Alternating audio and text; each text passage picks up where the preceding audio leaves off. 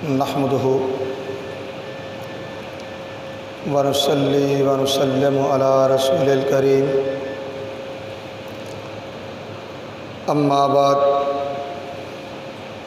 فاعوذ باللہ من الشیطان الرجیم بسم اللہ الرحمن الرحیم لقد من اللہ علی المؤمنین اذ بعث فیہم رسولا من انفسهم یتلو علیہم آیاتہ ویزکیہم ویعلمہم الکتاب والحکمہ صدق اللہ مولانا العظیم ان اللہ وملائکتہ یصلون علی النبی یا ایہا الذین آمنوا صلوا علیہ وسلموا تسلیما۔ درود پاک بآواز بلند پڑھیے۔ الصلاۃ والسلام علیک یا سیدی یا رسول اللہ وعلی آلک واصحابک یا سیدی یا حبیب اللہ۔ الصلاۃ والسلام علیک یا سیدی یا ختم المرسلین وعلی آلک واصحابک یا سیدی یا رحمت للعالمین۔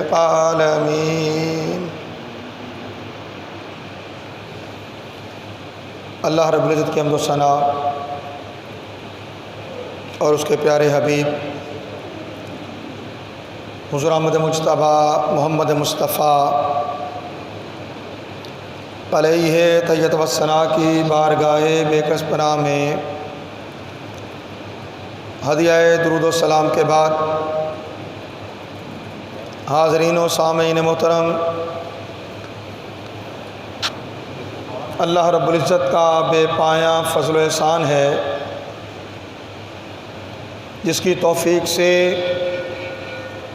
ہم جمعۃ المبارک کی ان بابرکت ساعتوں میں اللہ کے گھر میں حاضر ہیں۔ عنوان گفتگو کے طور پہ سورہ آل عمران کی آیت 164 کا کچھ حصہ تلاوت کرنے کا شرف حاصل کیا۔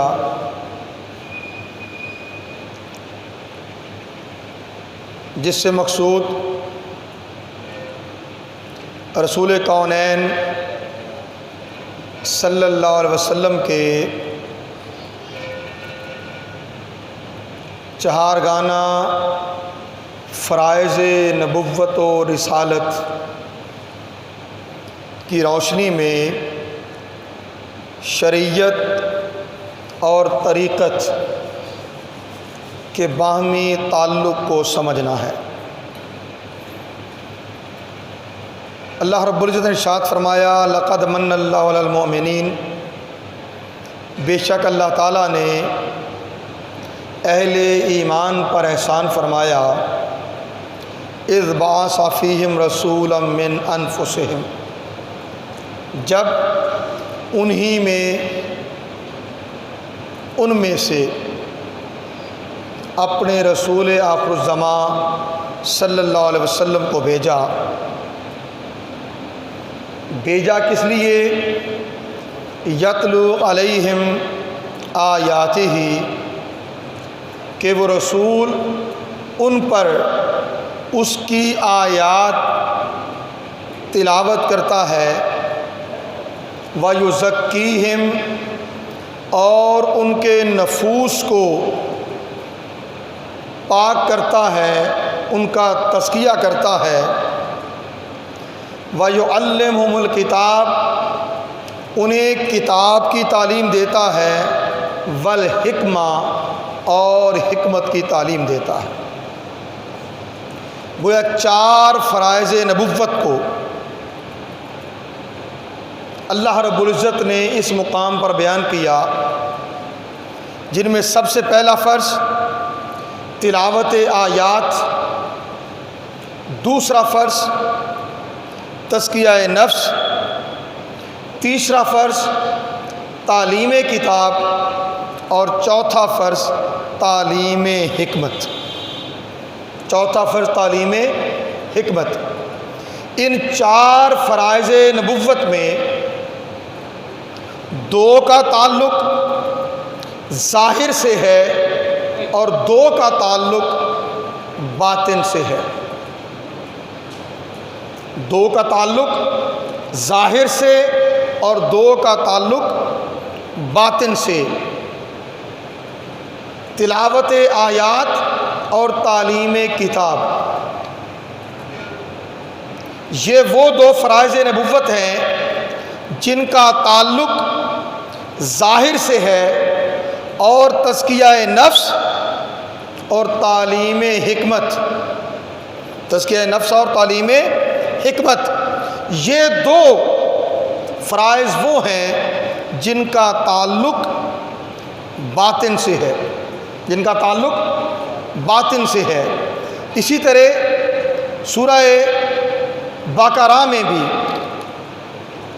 آیت 151 میں اللہ رب العزت نے ارشاد فرمایا یعلمکم الکتاب والحکمہ یتلو علیکم آیاتنا ویعلمکم الکتاب والحکمہ ویعلمکم ما لم تکونوا تعلمون۔ اس رسول کا فریضہ یہ ہے کہ تم پر کتاب کی آیات کی تلاوت کرتا ہے، تمہیں کتاب کی تعلیم دیتا ہے، تمہیں حکمت کی تعلیم دیتا ہے، اور تمہیں وہ کچھ سکھاتا ہے جسے تم نہیں جانتے، جسے تم نہیں جانتے۔ اب یہاں جسے تم نہیں جانتے، پہلے اسے بیان کریں پھر احادیث نبوی کی طرف آ جائیں گے۔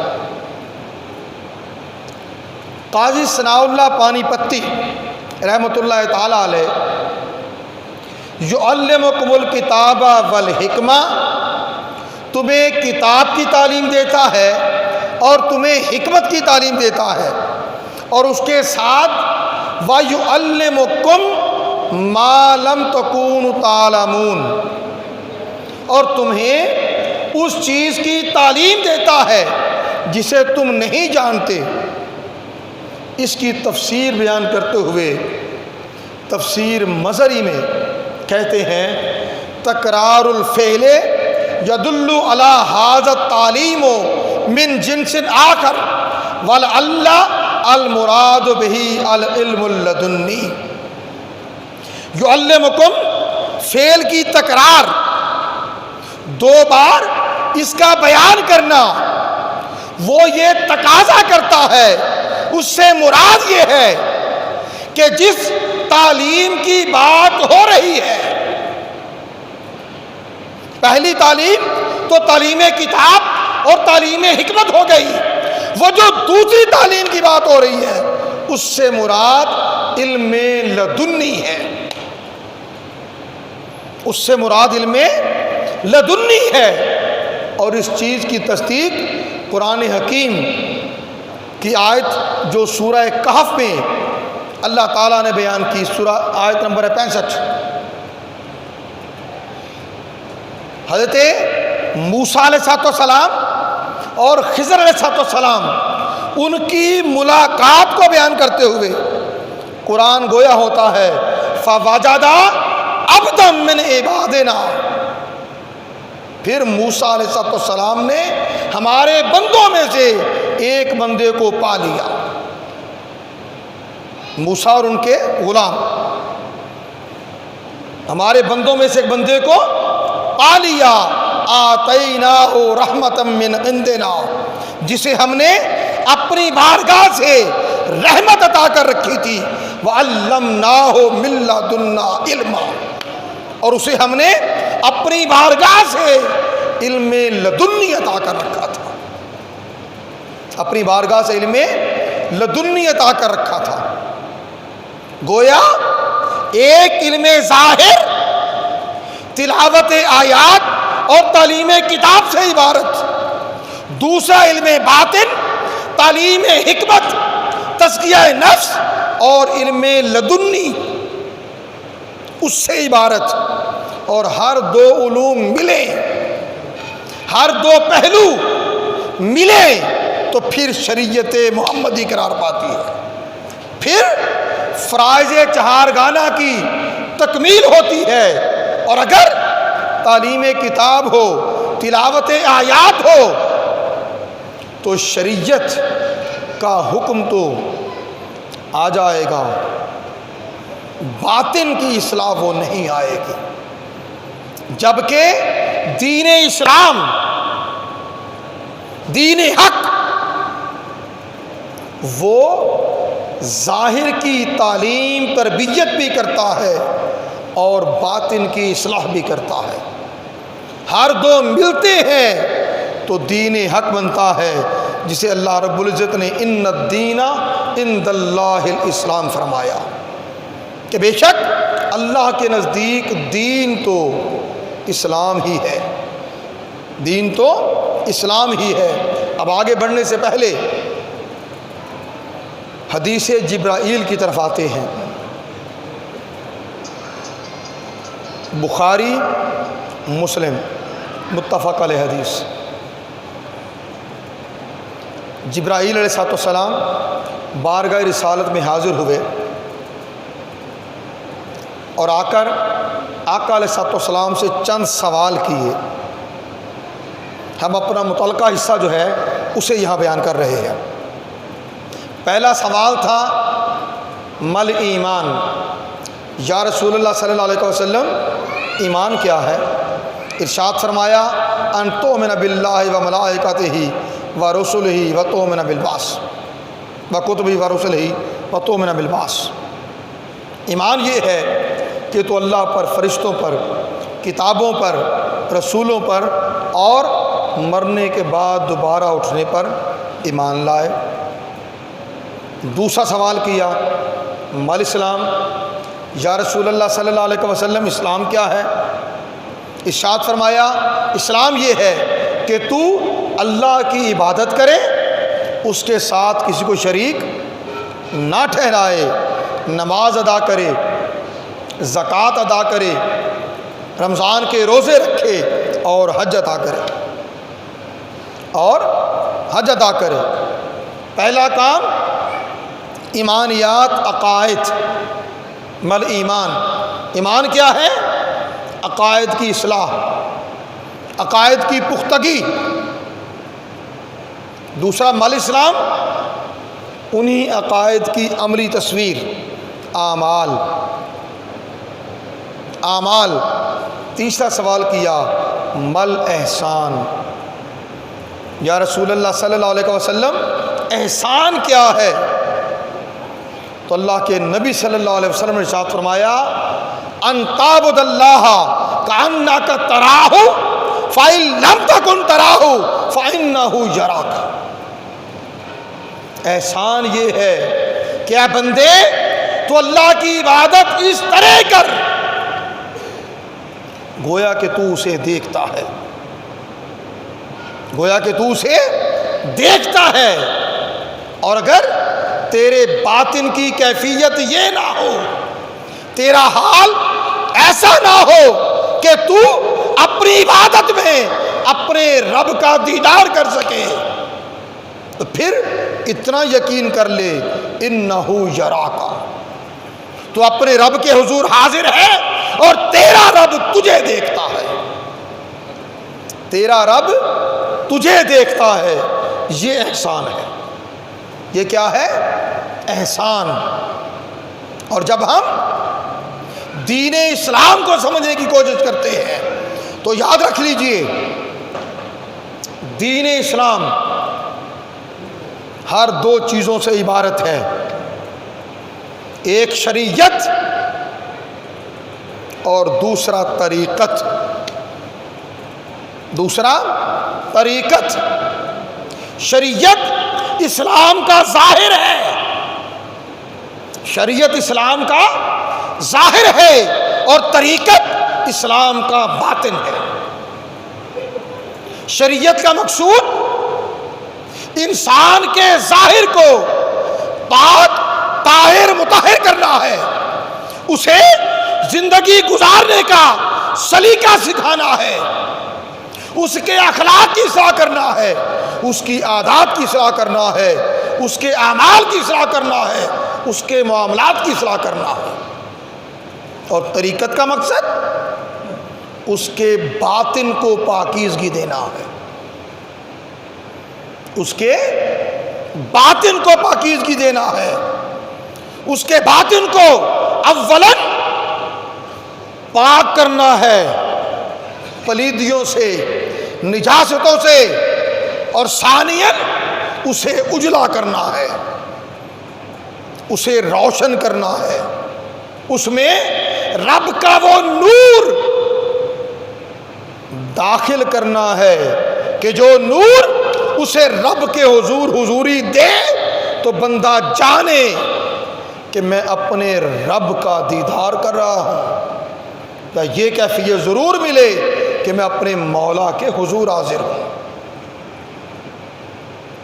بندہ تکبیر تحریمہ کہے، ثنا پڑھے، سورہ فاتحہ شریف پڑھے، سورت ملائے، رکوع کرے، سجود کرے، تشہد کرے، سب کچھ کر لے تو شریعت کا حکم پورا ہو گیا، شریعت کا حکم پورا ہو گیا کہ بندے نے اپنے رب کے حضور سجدہ ریز ہو کر اپنی بندگی پیش کر دی،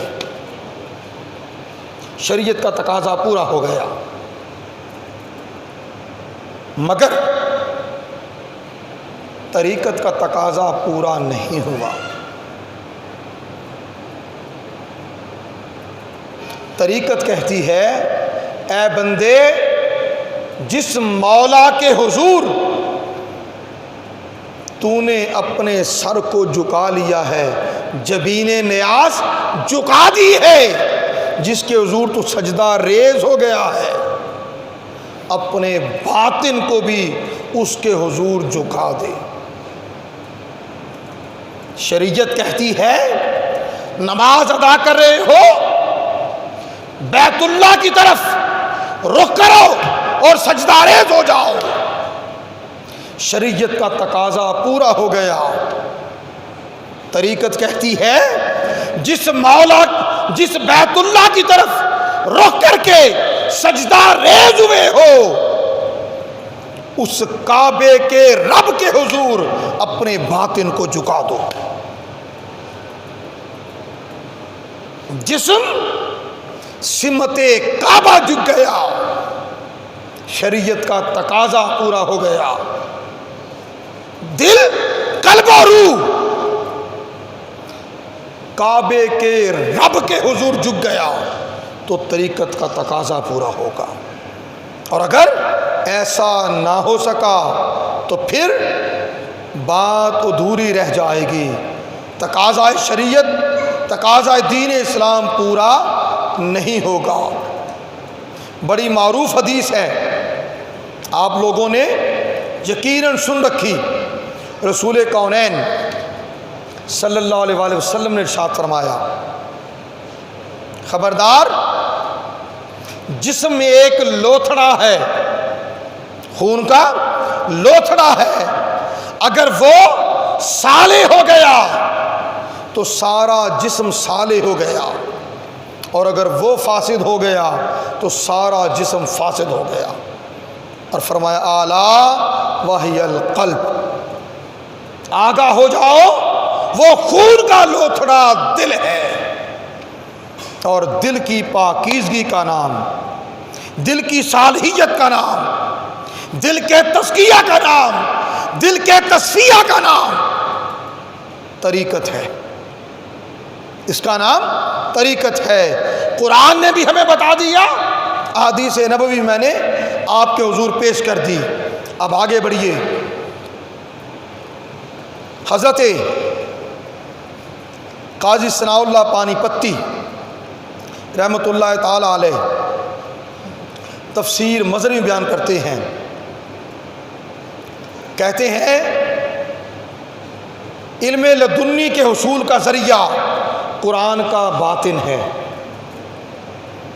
میں نے پہلے آپ کو بتایا نا وَعَلَّمْنَاهُ مِن لَّدُنَّا عِلْمًا، اللہ تعالیٰ نے فرمایا خضر علیہ السلام کی نسبت کہ ہم نے اسے اپنی بارگاہ سے علم لدنی عطا کیا، اور قاضی ثناء اللہ پانی پتی کہتے ہیں علم لدنی کے حصول کا ذریعہ قرآن کا باطن ہے، اور حضور نبی کریم صلی اللہ علیہ وسلم کا سینہ اطہر ہے۔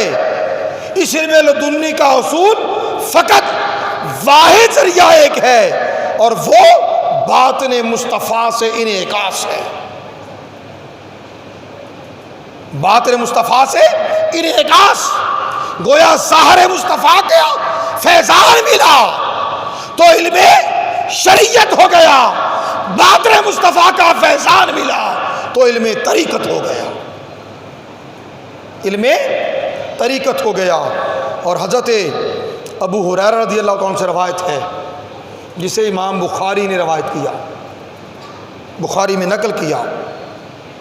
حضرت ابو ہریرہ رضی اللہ عنہ فرماتے ہیں حفظت من رسول اللہ وقاعین، ہم نے رسول کونین صلی اللہ علیہ وسلم سے دو علوم سیکھے۔ فرمایا فَإِمَّا أَحَدُهُمَا فَبَسَطْتُهُ، ان میں سے ایک وہ ہے جسے ہم نے بیان کر دیا ہے، جسے ہم نے بیان کر دیا ہے۔ وَأَمَّا الْآخَرُ فَلَوْ بَسَطْتُهُ قُطِعَ هَٰذَا الْبَلْعُومُ، اور دوسرا علم وہ ہے کہ اگر اسے ہم بیان کریں تو یہ حلق کاٹ دیا جائے، یہ گردن اڑا دی جائے۔ اب وہ جو بیان کر دیا وہ علم تو علم شریعت ہے، وہ علم شریعت، اور جو بیان نہیں کیا، جو سینہ بسینہ ہے، جو سینہ بسینہ ہے، جس کا حصول صحبت صالح سے میسر آتا ہے، جس کا حصول صحبت عرفاء سے ملتا ہے، جس کا حصول صحبت اولیاء سے ملتا ہے، وہ علم ہے جو حضرت ابو ہریرہ نے بارگاہ رسالت مآب سے حاصل کیا، اور کہتے ہیں کہ اگر اسے بیان کروں تو یہ گردن اڑا دی جائے، یہ گردن اڑا دی جائے۔ اور حضرت عبداللہ ابن مسعود رضی اللہ تعالیٰ عنہ سے روایت ہے، مشکات المصابیح میں، مشکات شریف کی روایت ہے، کہتے ہیں قال رسول اللہ صلی اللہ علیہ وسلم انزل القرآن علی 7 احرف لکل آیت منہا ظاہر و باطن ولکل حد مطلع۔ فرمایا کہ قرآن 7 مفاہیم پر نازل ہوا ہے، قرآن 7 مفاہیم پر نازل کیا گیا ہے۔ فرمایا ہر آیت کا ایک ظاہر ہے، ہر آیت کا ایک ظاہر ہے اور ایک باطن ہے، اور ایک باطن ہے، اور ہر حد کی اپنی ابتدا ہے۔ ظاہر کا اپنا نقطہ آغاز اور باطن کا اپنا نقطہ آغاز۔ اور حضرت امام حسن بصری رحمۃ اللہ تعالی علیہ فرماتے ہیں، کہتے ہیں العلم علمان، علم 2 طرح کا ہے۔ فعلم فی القلب، ایک علم ہے جو دل میں ہوتا ہے، فذاک العلم النافع، یہ وہ علم ہے جو علم نافع ہے۔ وعلم علی اللسان، اور دوسرا علم وہ ہے جو زبان پر ہوتا ہے، جس کا ظہور زبان پر ہوتا ہے۔ فذاک حجت اللہ علی ابن آدم، اور یہ وہ علم ہے جو ابن آدم کے لیے حجت اور دلیل ہے، حجت اور دلیل ہے۔ اور ملا علی قاری وہ بیان کرتے ہیں، کہتے ہیں قد یحمل الاول علی علم الباطن والثانی علی علم الظاہر۔ فرمایا پہلا علم باطن ہے، جو علم نافع، جو علم نافع ہے، جو منافع بخش ہے، اور دوسرا علم ظاہر ہے جو ابن آدم پر حجت اور دلیل کا درجہ رکھتا ہے، اور امام ابو نعیم اصفہانی حضرت عبداللہ ابن مسعود رضی اللہ تعالیٰ عنہ سے روایت کرتے ہیں، کہتا ہے ان القرآن انزل علی 7 احرف ما من حرف الا وله ظاہر وبطن وان علی بن ابی طالب عنده منه الظاہر والباطن۔ حضرت عبداللہ ابن مسعود کہتے ہیں کہ بے شک قرآن 7 مفاہیم پہ نازل کیا گیا ہے، اور ان میں سے ہر حرف، ہر مفہوم کا ایک ظاہر ہے اور ایک باطن ہے، ایک ظاہر ہے اور ایک باطن ہے۔ اور حضرت علی المرتضیٰ علی بن ابی طالب رضی اللہ تعالیٰ عنہ وہ ہیں کہ جن کے پاس قرآن کا وہ علم ظاہر بھی ہے اور علم باطن بھی ہے، وہ قرآن کے علم ظاہر کو بھی جانتے ہیں اور علم باطن کو بھی جانتے ہیں۔ اور حضرت امام مالک رضی اللہ تعالی عنہ